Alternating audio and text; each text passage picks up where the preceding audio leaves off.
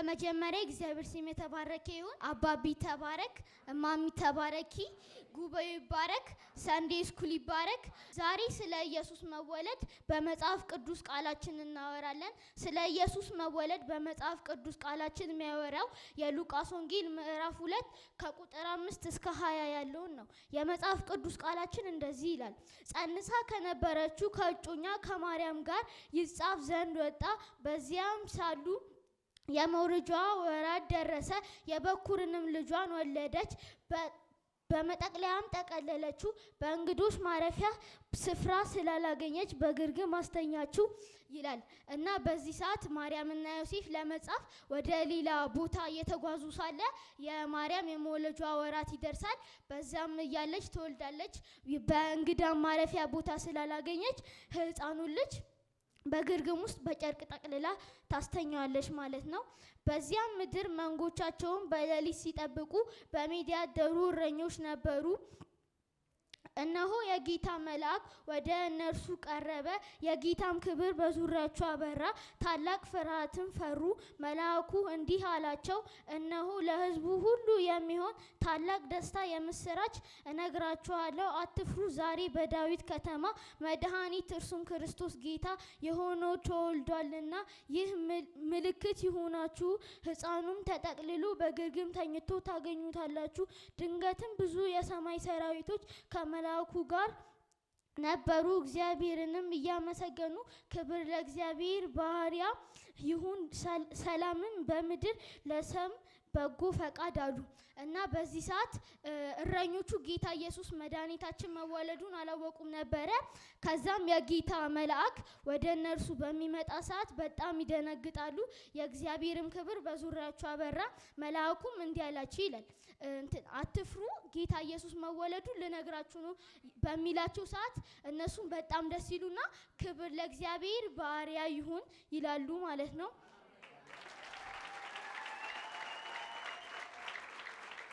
መላእክቱ ከእነርሱ ተለይተው ወደ ሰማይ በወጡ ጊዜ እረኞቹ እርስ በእርሳቸው እንዲህ እስከ ቤተልሔም ድረስ እንሂድ፣ እግዚአብሔርንም የገለጠልንን ይህ የሆነ ነገር እንይ ተባባሉ። ፈጥነውም መጡ። ማርያምና ዮሴፍ ሕፃኑን በግርግም ተኝቶ አገኙ። አይተውም ስለዚህ ሕፃን የተነገራቸውን ነገር ገለጡ። የሰሙትንም ሁሉ እረኞች በነገሯቸው ነገር አደነቁ።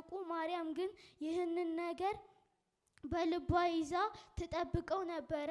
እረኞቹም እንደተባባሉት ስለሰሙትና ስላዩት ሁሉ እግዚአብሔርን እያመሰገኑ እየባረኩ ተመለሱ። እና በዚህ ሰዓት እረኞቹ መልአኩ የገለጠላቸውን ለማየት ወደ ግርግሙ ቦታ ይመጣሉ። በዚያም ማርያም ዮሴፍና ሕፃኑን በግርግሙ ውስጥ ያገኟቸዋል እና ስለተነገራቸው ሁሉ ስለ ሕፃኑ ልጅ ገልጠው ማውራት ይጀምራሉ። በዚህ ሰዓት ማርያም ይህንን ሁሉ በልቧ ይዛ ሕፃኑ ልጅ መጠበቅ ትጀምራለች።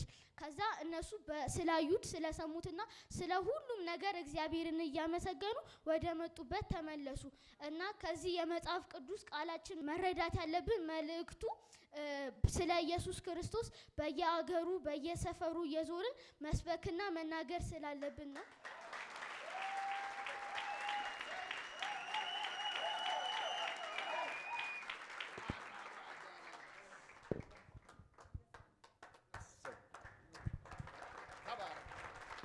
በመጀመሪያ እግዚአብሔር ስም የተባረከ ይሁን።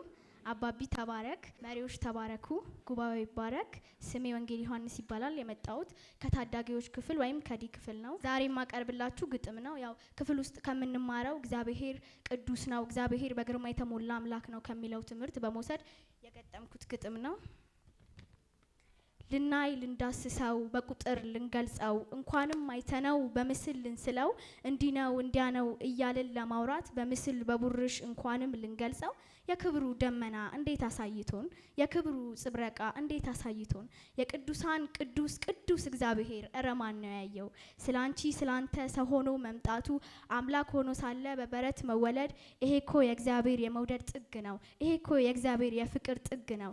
እግዚአብሔር ማለት ኃጢአት የሌለበት እንከን የሌለበት በዙፋኑ ከቶ ኃጢአት ማይደርስበት የቅዱሳን ቅዱስ ቅዱስ እግዚአብሔር አልፋና ኦሜጋ የቅዱሳን ቅዱስ የነገስታት ንጉስ ያለቆች አለቃ ሰማይና ምድር ተራራና ወጀብ የሚታዘዙለት እኔ ግን ማመልከው እግዚአብሔርን ብቻ ነው። እኔ ግን ምሰግደው ለእግዚአብሔር ብቻ ነው። አቅሜ ዝሎ ትናንት ጎድዬ ከመቶ ከመንጋዎች መሃል ድራሼ ተረስቶ ዱር ገደል ገብቼ አንዳንተ ብቻህን አስታዋሼ ነበርክ 99 መሃል አተህ የኔን ደብዛ የመጥፋቴን ነገር ሳትቆጥር እንደዋዛ ፈልግ አግኝተኸኝ ሳያገኘኝ አውሬ ይኸው በሙላትህ በቤት ነኝ ዛሬ።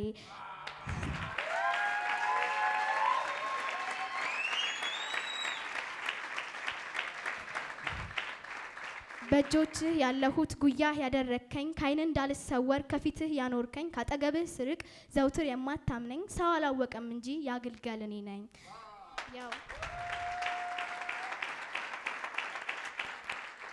እሺ ከዚህ ግጥም የምንረዳው የመጀመሪያው እንግዲህ እግዚአብሔርን ያየ ማንም እንደሌለ የእግዚአብሔር ክብር በጣም የረቀቀ ነው እንደምናስበው አይደለም እና ማንም እግዚአብሔርን ያየ የለም። እግዚአብሔርን አይተነው እንኳን በምስል ልንስለው ቀርቶ በቃ ማየት እንኳን አንችልም። ሁለተኛው ደግሞ ትናንትናኛ በቃ ጎርለን ነበር፣ አቅማችን ዝሎ ነበር፣ ግን እግዚአብሔር አነሳን፣ አልቆጠረም እንደዋዛ አንስቶናል። ጌታ ለእግዚአብሔር ክብር ስጥልኝ።